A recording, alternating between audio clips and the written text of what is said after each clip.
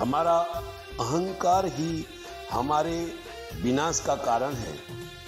दर्पण जल में प्रकाशित सूर्य का प्रतिबिंब सभी ने देखा है। इस सत्य से भी कोई अनभिज्ञ नहीं कि सूर्य के प्रतिबिंब का अस्तित्व सूर्य का ही एक कारण है, जिस कारण से वह प्रतिबिंब दिखाई देता है। यानी सूर्य के कारण ही सूर्य का प्रतिबिंब दिखाई देता है। वस्तुतः प्रतिबिंब का अपना कोई अस्तित्व नहीं होता है। अब ऐसी दशा में प्रतिबिंब अपने को स्वयं सूर्य मान बैठे तो वह उसकी भूल है। जीवात्मा का भी अपना अस्तित्व कुछ भी नहीं है। वह भी शरीर रूपी दर्पण में परमात्मा का प्रतिबिंब मात्र है। यदि मनुष्य स्वतः अपने अस्तित्व को अपनी विशेषता मान बैठे तो वह उसकी भूल ही है। किंतु खेद है कि अज्ञान के कारण मनुष्य वह भूल करता है। उसे समझना तो यह चाहिए कि उसके अंतःकरण में जो परमात्मा का नाम का तत्व विराजमान है, उसी की विद्यमानता शरीर में चेतना उत्पन्न करती है, जिसके बल पर मनुष्य सारे विचार और व्यवहार करता है। परमात्मा जब अपनी इस चेतना को अंतर्हित कर लेता है, तब यह चलता फिरता चेतन शरीर जड़ होकर मिट्टी बन जाता है। किंतु मनुष्य सोचता यह है कि उसका शरीर अपना है, उसको चेतना अपनी है, अपनी सत्ता से ही वह सारे कार्य व्यवहार करता है। यह मनुष्य का मिथ्या अहंकार है। जीवन प्रगति में मनुष्य का अहंकार बहुत बड़ा बाधक है।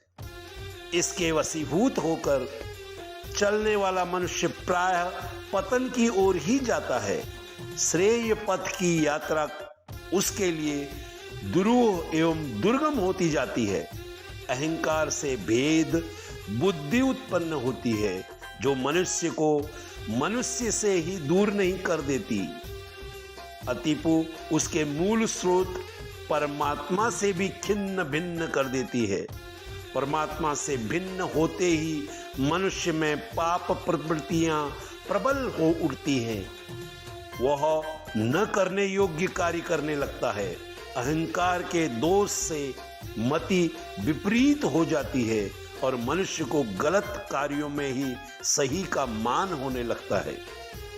रावण की विद्वता संसार भर में प्रसिद्ध है। तीनों लोक में ब्रह्मांड का सबसे बड़ा पंडित रावण ही था। उसके बल की कोई सीमा नहीं थी। ऐसा नहीं सोचा जा सकता कि उसमें इतनी भी बुद्धि नहीं थी कि वो अपना हित अनित न समझ पाता हो। वह एक महान बुद्धिमान और विचारक व्यक्ति था। भगवान शिव का सबसे बड़ा भक्त था। उसने जो कुछ सोचा और किया वह सब अपने हित के लिए ही किया, किंतु उसका परिणाम उसके सर्वनाम के रूप में सामने आया। जिसके कारण क्या था? जिसका एकमात्र कारण था उसका अहंकार। ये रावण का अहंकार ही था। अहंकार के दोष ने उसकी बुद्धि उल्टी कर दी। इसी कारण उसे अहित से हित दिखलाई देने लगा। इसी दोष के कारण उसके सोचने समझने की दिशा गलत हो गई और वह उसी विपरीत विचारधारा से प्रेरित होकर विनाश की ओर बढ़ता चला गया। ऐसा कौन सा अकल्याण है जो अहंकार से उत्पन्न न होता हो? काम, क्रोध, लोभ आदि विकारों का जनक अहंकार ही तो है। माना गया है, बात भी गलत नहीं है, अहंकारी को अपने सिवाय और किसी का ध्यान नहीं रहता। उसकी कामनाएं अपनी सीमा से परे परे ही चला करती है। संसार का सारा भोग विलास और धन वैभव वह केवल अपने लिए ही चाहता है।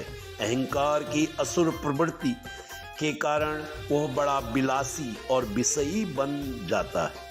उसकी विषय वासनाएं की तृष्णा कभी पूरी नहीं होती।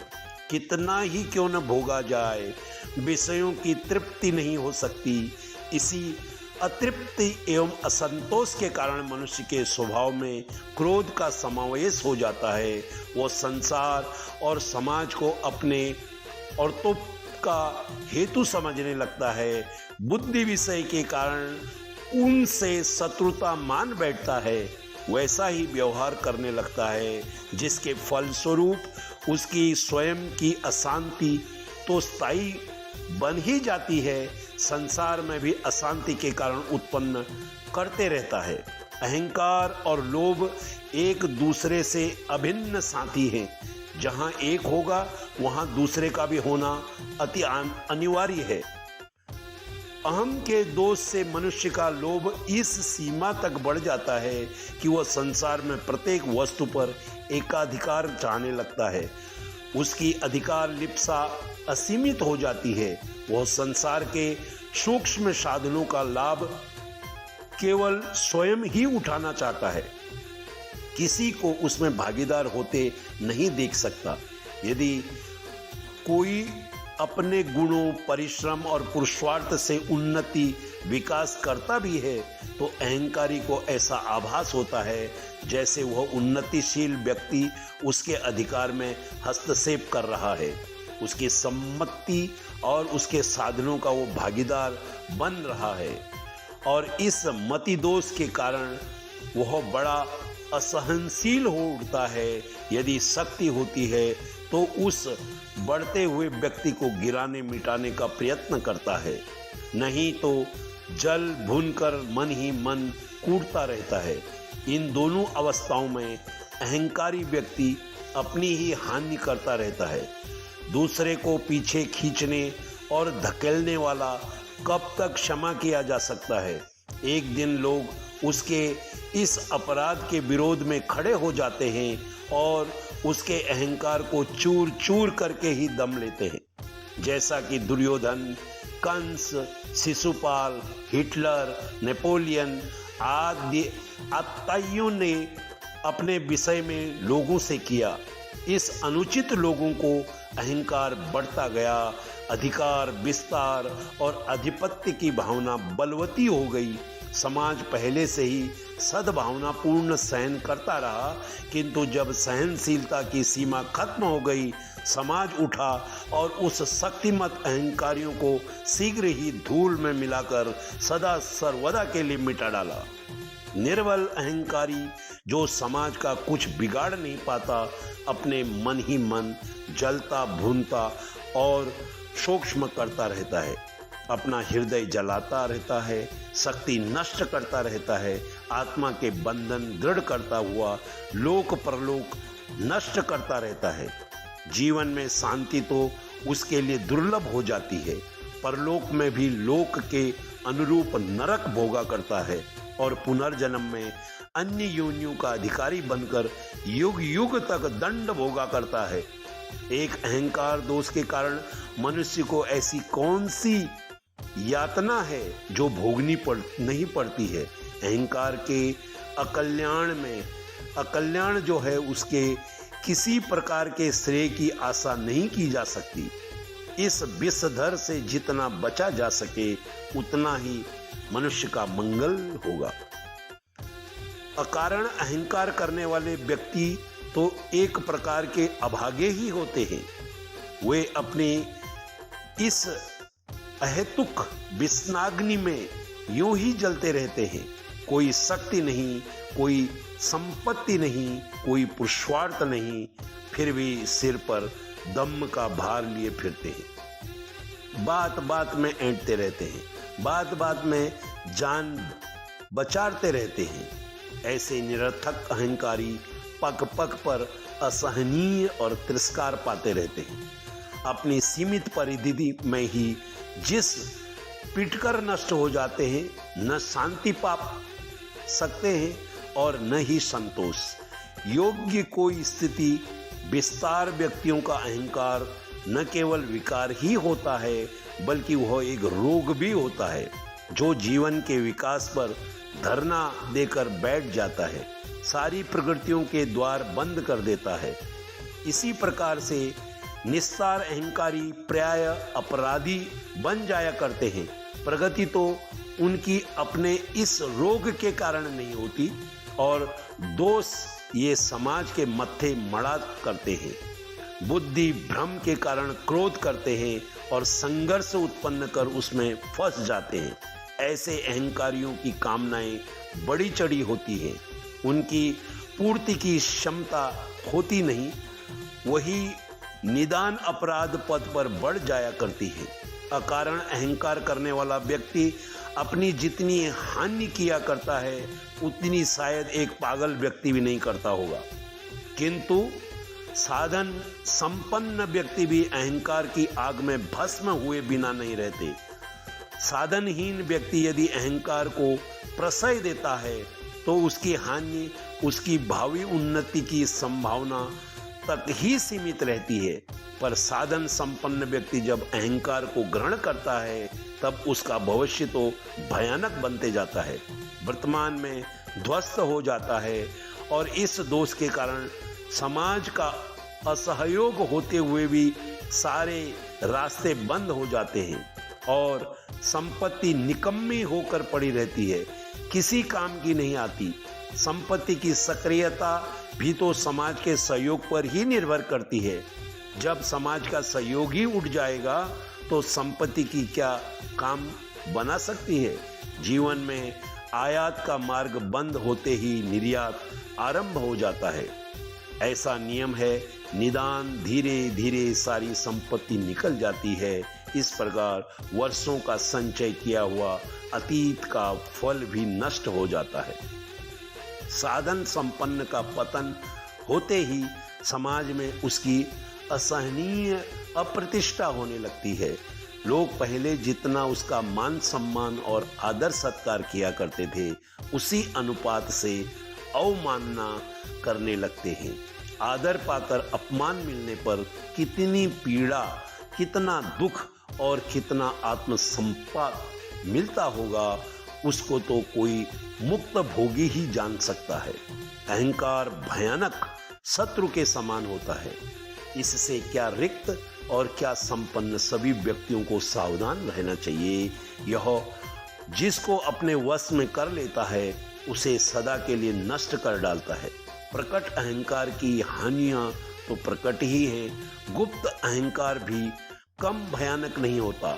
बहुत लोग चतुरता के बलि पर समाज में अपने अहंकार को छिपाए रखते हैं, ऊपर से बड़े विनम्र और उदार बने रहते हैं, किंतु अंदर ही अंदर उससे पीड़ित रहा करते हैं। ऐसे मिथ्या लोग उदारता दिखलाने के लिए भी कभी परोपकार और परमार्थ भी किया करते हैं। दान देते समय अथवा किसी की सहायता करते समय बड़ी निष्प्रसता प्रदर्शित किया करते हैं, किंतु अंदर ही अंदर लोकप्रियता, प्रशंसा और प्रकाशन के लिए लाभान्वित बने रहते हैं। कई बार तो जब उनकी यह कामना आकांक्षा अपूर्ण रह जाती है उतनी लोकप्रियता अथवा प्रशंसा नहीं पाते जितनी कि वे चाहते हैं, तो वे अपने परोपकार, परमार्थ अथवा दान पुण्य पर पश्चाताप भी करने लगते हैं और बहुधा आगे के लिए अपनी उदारता का द्वार भी बंद कर देते हैं। ऐसे मानसिक चोर अहंकारियों को अपने परमार्थ का भी कोई फल नहीं मिलता, बल्कि ऐसे मिथ्या दानी प्राय पाप के ही भागी बनते हैं। परमार्थ कार्यों में अहंकार का समावेश अमृत में विष और पुण्य में पाप का समावेश करने के समान होता है। वैसे तो अहंकारी कदाचित ही उद्धार अथवा पुण्य परमार्थी हुआ करते हैं। पाप का गट्ठर सिर पर रखे कोई पुण्य में प्रवृत्त हो सकेगा, यह संदेहजनक है। पुण्य तो प्रवृत्त होने के लिए पहले पाप का प्रतित्याग करना होगा। स्वास्थ्य प्राप्त करने के लिए रोगी को पहले रोग से मुक्त होना होगा। रोग से छूटने से पहले ही यदि वो स्वास्थ्यवर्धक व्यायाम में प्रवृत्त हो जाता है तो उसका मंतव्य पूरा न होगा। लोक प्रलोक का कोई भी श्रेय प्राप्त करने में अहंकार मनुष्य का सबसे विरोधी तत्व है। लौकिक उन्नति अथवा आत्मिक प्रगति पाने के लिए किए जाने वाले प्रयत्नों में अहंकार का त्याग सबसे प्रथम एवं प्रमुख प्रयत्न है। इसमें मनुष्य को यथाशीघ्र तत्पर हो जाना चाहिए। अहंकार के त्याग से उन्नति का मार्ग तो प्रशस्त होता ही है, साथ ही निरअहंकार स्थिति स्वयं में भी बड़ी संतोष एवं शांतिदायक होती है। ईश्वर करे आप सबका जीवन मंगलमय हो। परमपिता परमात्मा आपको सद्गुण से प्रेरित करे और आप अपने जीवन में सदा मंगलमय अनुभव करें और शांति रखें, अहंकार को त्याग कर दें। संतोषम परम सुखम। स्वस्थ रहें, मस्त रहें, व्यस्त रहें, इसी मंगल कामना के साथ आपका शुभ चिंतक साथी जय हिंद, जय भारत।